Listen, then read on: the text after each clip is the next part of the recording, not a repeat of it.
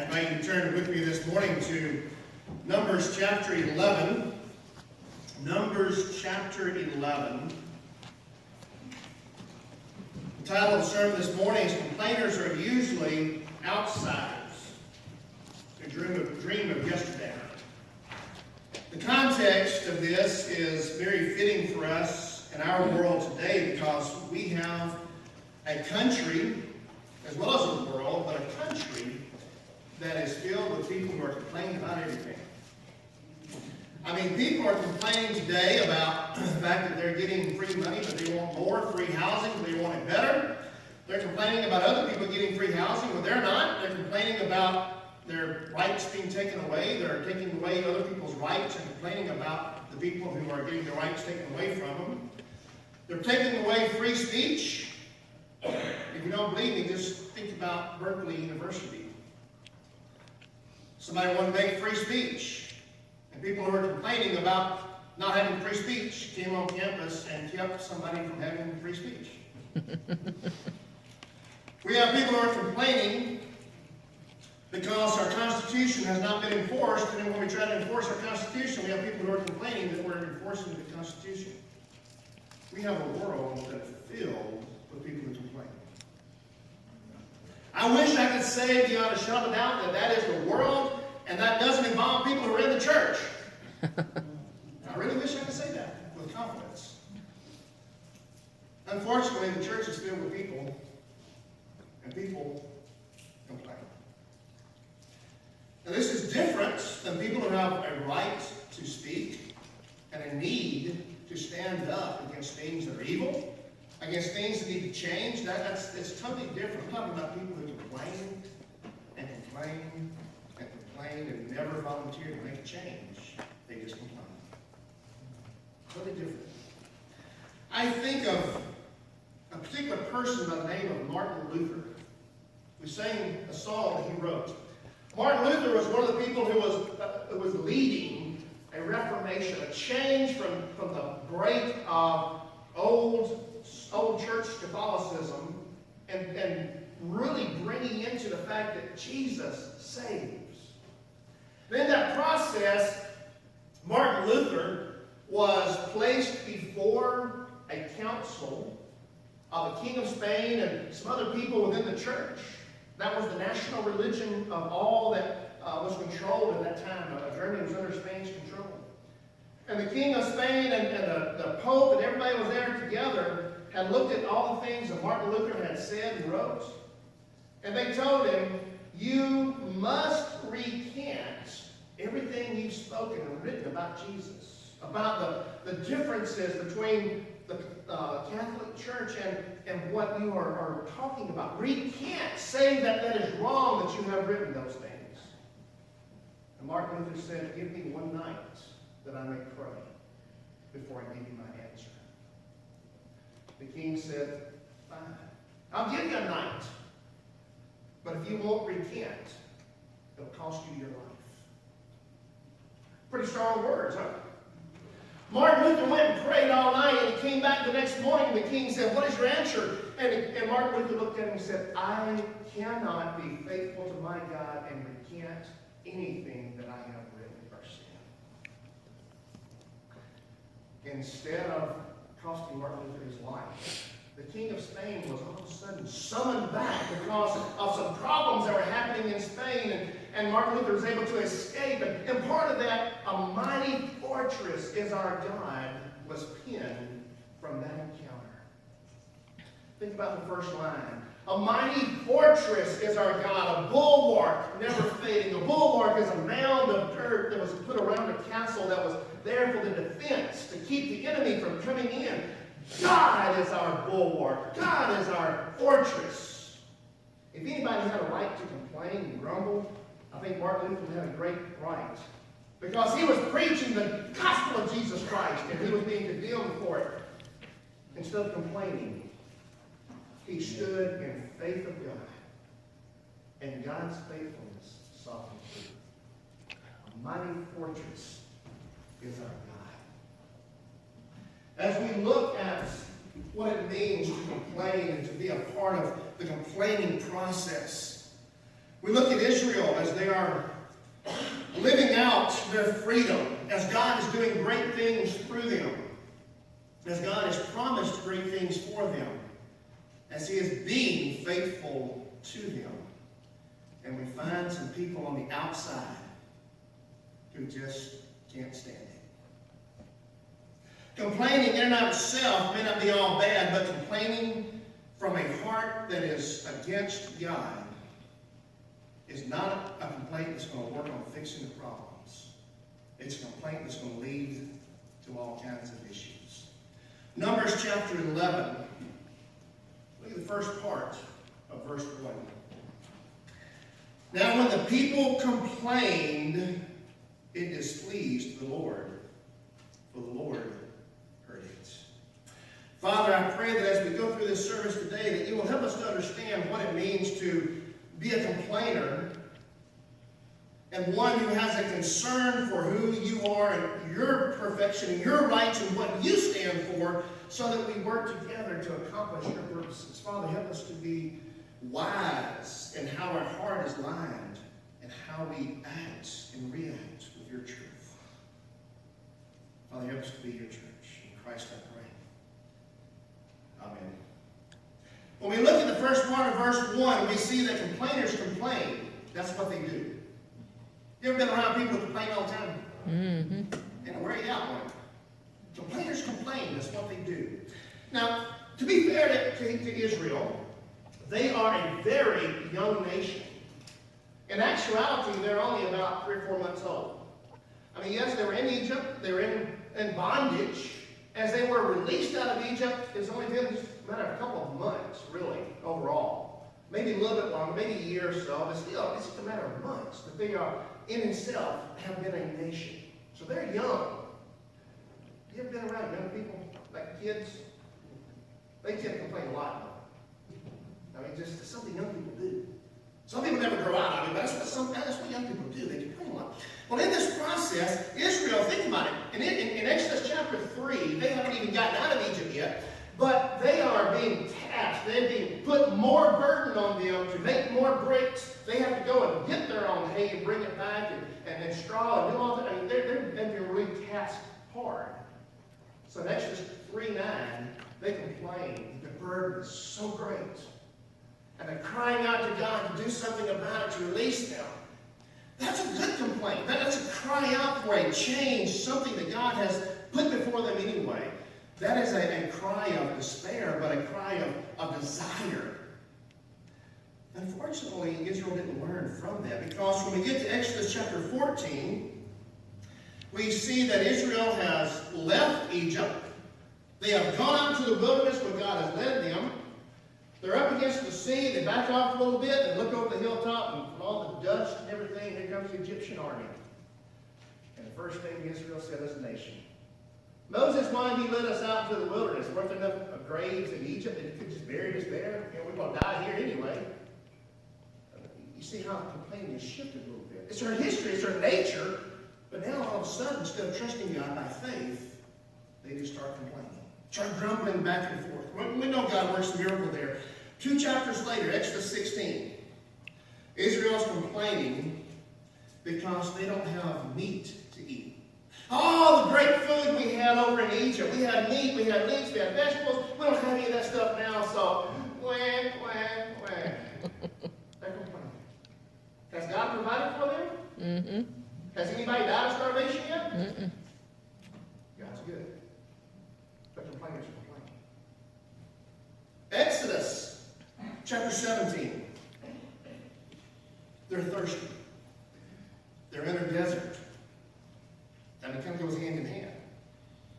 But instead of trusting God, they just want to take care of them. Instead of trusting God, He's going to lead them and do for them, they start complaining. Oh, we have water in Egypt. This one you got here is so terrible. It's so bitter we can't even drink it. We're going to die of thirst. Oh, you just led us into death. Moses is about fed up with them already. He's still got 40 more years to go. God worked a miracle. He gave them water. Not only them, but for all their animals. He sustained them all the way through. Isn't God good? Amen.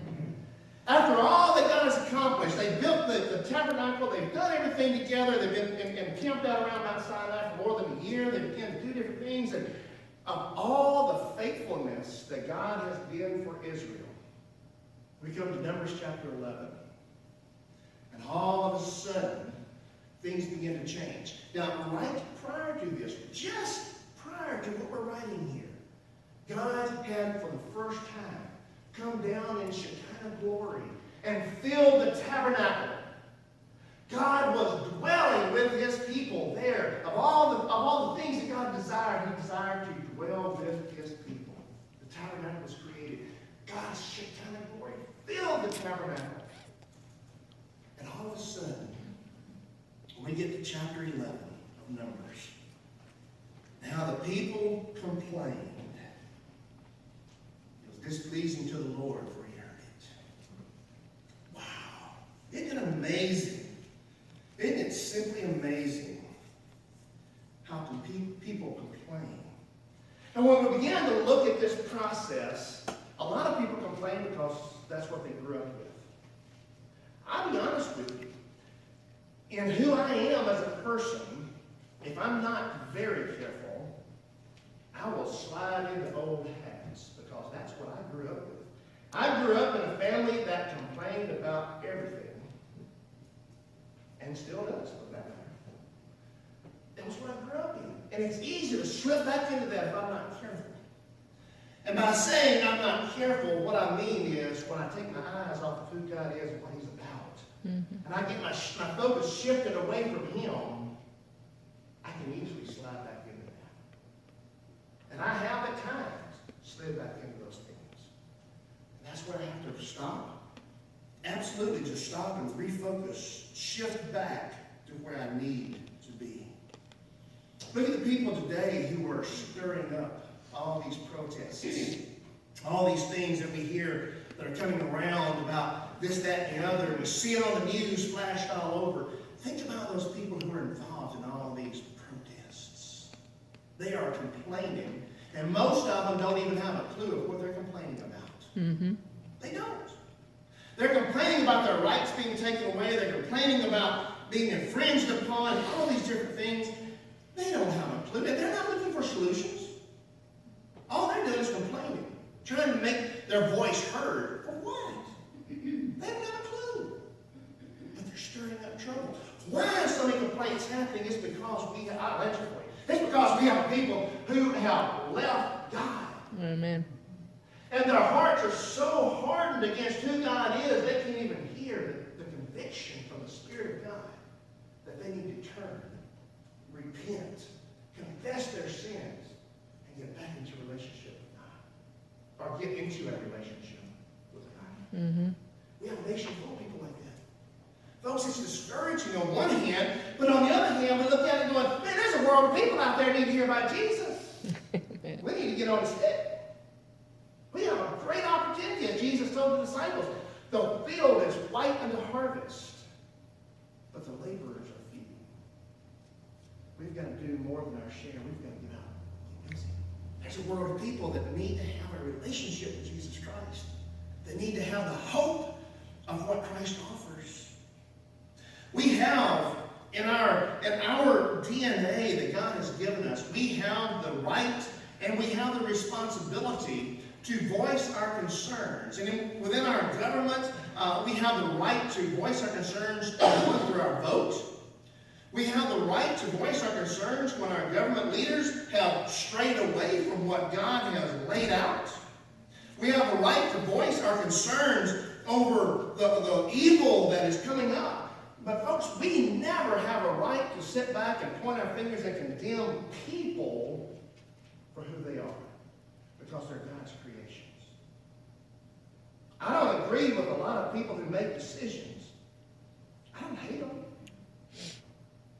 I don't want to stand up and say, so-and-so needs to be killed. If y'all been around the news, been listening to some of that, that's some of the rhetoric that's been standing up. So-and-so, President Trump, what? He needs to be killed. Somebody needs to shoot him. What? Well, I heard the same stuff against other people too. I did. That's never okay. Nobody is in office. Nobody's in leadership not even political, church, anywhere else. Nobody's in leadership that God does not have his hand upon. Either putting them there or allowing them to be there. It's our responsibility to pray for them. It's our responsibility as a nation to stand up, to reach out, and to help guide our nation, our churches, where God wants them to be and us to be. Not to complain about it as a whole, because complaining in and of itself is probably going to lead us into sin. Mm-hmm. It leads us in bitterness. It leads us away from what God desires. Here's what happens when complainers complain. Complainers stop forward momentum. Let's continue on to verse 1. And his anger was aroused, so the fire of the Lord burned among them and consumed some of the outskirts of the camp. Then the people cried out to Moses. And when Moses prayed to the Lord, the fire was quenched. Think about it. The forward momentum of Israel. They were following God. They just finished the tabernacle. They were on fire, and all of a sudden, literally, some of them were on fire. They on the outside, on the outskirts of the area in which they were encamped. God sent a fire that consumed many of them. I want you to think about this for a moment. God didn't send a fire in the middle of the camp. It was on the outskirts. Have you ever noticed that people that complain generally aren't the ones who are doing the work? Mm-hmm. They're the ones on the outskirts. Not involved. Not doing things. I wonder, all of these different protests that are happening around our country in the middle of the day, if they were at work, they wouldn't have enough people to protest, would they? But the people aren't doing it. And therefore they have the right to go and protest. It's no different in churches. But I want to tell you something. In churches in particular, you don't have to be opening your voice, your mouth, to protest. A lot of people protest by not getting involved. By agreeing to the nominating committee. I'll fill this role, I'll do this work, and next thing you know, they're not even coming to church anymore, or not involved in that particular committee, or whatever. They're protesting, not by their mouth, but by their action. What it's showing is that their heart has drifted away from God. Let's just be real with it. Nobody, I want you to hear what I'm saying here. Nobody is immune to being closed up in that process of complaining. All of us, because we're human, have that complex there that we can get involved in if we're not careful. And folks, from the pastor on down, from the president on down, whoever you are, if you find yourself in the middle of protesting or complaining, then ought to be an indication for us collectively and individually to check our heart on whether it is with God. If I rely on other people and how they want to act and react, I'm going to get hurt. I'm going to suffer. It's not about other people. I can complain about anything and everything. It's not about other people. It's not me. If I'm focusing on what God wants me to do, and I'm in the middle of where God wants me to be, I don't have time to complain much, because I'm busy doing stuff. In the middle of this, destruction came because people on the outside of the camp, and the outside of the camp is where Israel would take their refuge, and it would be burned up outside of the camp. On the outside of the camp, the people that were complaining were consumed. And all that Israel was doing up to this point came to a screeching halt because they had to back up. And they had to confess their sins. They had to clean all the mess up. They couldn't keep going forward because they were slowed down by the process of people complaining. Churches who are on the move, who are accomplishing what God desires and wants people to do, they're getting involved, and man, they're just blowing and going. Satan can't stand it. Mm-hmm. In every way possible, he's going to get in and start stirring up problems. And pretty soon, people are going to start complaining because the changes are just not what they want. the new way of doing things that is causing havoc, new people coming in, we don't know, and you just start laying out complaint after complaint after complaint. And normally those people who are complaining loudest are on the outskirts of the church. Not off the work. Not really. Or they may be working, but there's a difference between working for the Lord and working for any other reason. Mm-hmm. When we lose the thought and process of working for the Lord, we have lost the joy of serving. Mm-hmm. When we lose the joy of serving, it doesn't matter what else we do. It's going to be incomplete. If you ever find yourself, and I'm talking to me, I'm preaching to me too, if I ever find myself complaining about things, that's an indicator that I've got to start looking to where my heart is with God. Nobody's immune from drifting away from that. Now, you hear what I said, right? No one is immune from drifting away from that. Where's the joy? Where is your joy in serving? If your joy in serving is from getting pats on the back from other people saying how good a job you did, you've lost it. That's not it. That's not going to cut the mustard. Your joy's got to come from God saying, well done, my good and faithful servant. Well done. It's on God. It's His business. It's His work. When we start complaining, we're going to stop the forward progress of God. He'll quench it every time. I have seen where one person or one small group, I saw a church of pretty good size, one person was loudly complaining to whoever would lend them an ear to complain to.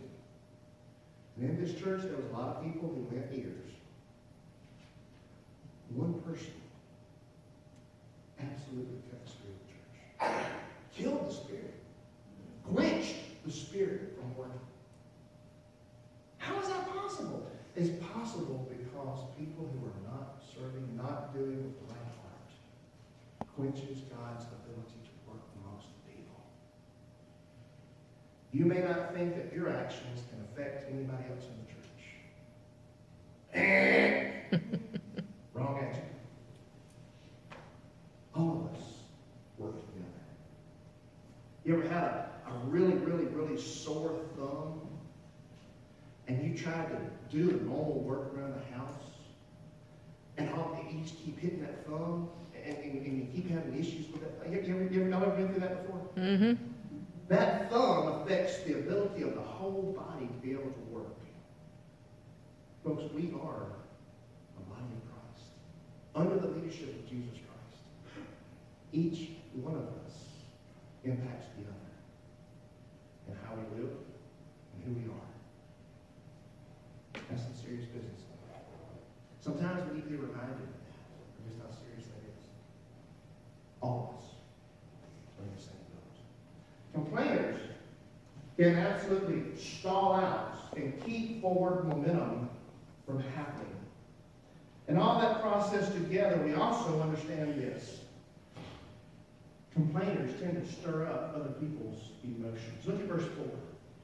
Now the mixed multitude who were among them yielded to intense cravings, and the children of Israel also wept again and said, who will give us meat to eat? There were some, as one phrase calls it, some rabbles. Some people who are stirring up the problem, really causing the issue of people getting together. People who grumble and complain and stir up other people. They feed the emotions of other people. And that's one of the things that's happening in our country today. We've got a group of rabbles who are creating the emotional outpour that other people are latching on to. And again, they don't know why they're doing it. There it is. But their emotions are stirred up. So they're in the middle of stuff. I have seen so many things that people have asked without names, without any type of political background, a series of questions. And almost exclusively, people have no idea how to answer them. They're lost. Individually, they don't know, but their emotions are connected to others. And emotions can weigh in and cause us to do a lot of things that we wouldn't normally do on our own. And not necessarily good things either. We have to be careful about that. Small groups. I'm not sure what the purpose of all these protests are today that we're running into.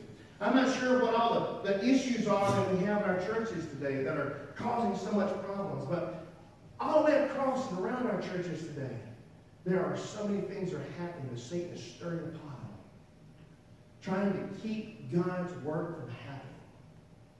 We must be collectively guarding ourselves against Satan's activity. We have got to be cautious. As a reminder to that, we read God's word. It reminds us we are accountable to God. And our emotional states, as well as the whole collectively of His church. I'm not trying to be a goody two-shoes here. Again, as I've said, this sermon hits home to all of us. Nobody is above the complications that come about from hearts not being associated, not being straight, not being true to where they need to be lined up on. All of us need to be looking at that. Instead of complaining, folks, it's time for the church to rise up, to be above Satan's tactics. Mm-hmm. It's time for the church to rise up and be the church. Not just play church, but be the church that God wants us to be. Amen. It's time that we get active in this world, doing God's work, not patting ourselves on the back, not looking for the applause of others. It's time for the church to rise up and get out to the world and be effective for the calling of the high command of Jesus Christ. Would you join me with this today? Would you rise up and be the church today that God wants us to be? It's going to cause us to do some things that we may not want to do. It's going to cause us to be uncomfortable at times. Will you rise up and be the church that God wants us to be? We start by knowing Christ as Savior, by confessing our sins before Him and asking Him to come in our heart to save us. If we have His salvation, then we get out and we get busy trying in who He is, getting in His Word, letting it convict, confessing our sins, and connecting with the Father in a very real and vibrant way. Church, we rise up today and be what God calls us to be. Let's pray. Father, you have called us. You have high expectations of us as a church, of us as individuals. And I pray that today we will rise up and commit our lives to you in a new and profound way, that we will be the church that you call us to be. That we will be into the world sharing Christ, encouraging others. And Father, we'll be so busy we don't have time to complain. Not busy for busy's sake, but busy doing your work in the way that you're leading us. Father, lead us, guide us, and help us to be yours. In Christ I pray. Amen. I invite you to stand.